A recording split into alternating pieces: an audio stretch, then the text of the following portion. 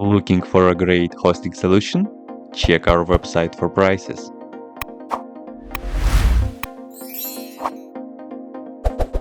First, what you need to do is to update the server packages. You can do this by the following command.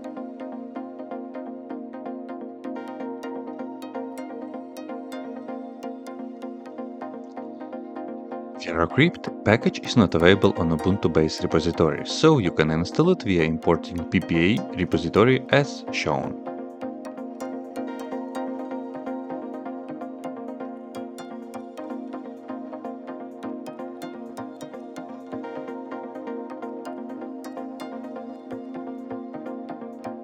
Run the following command to reflect the imported PPA repo.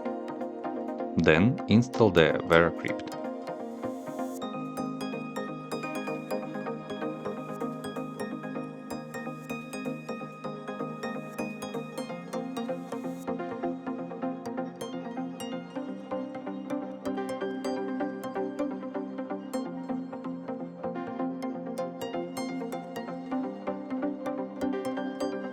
You can access VeraCrypt through the command line by running the next command.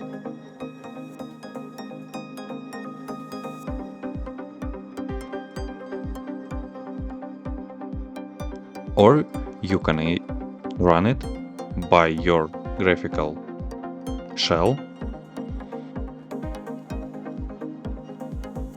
VeraCrypt will be launched as shown.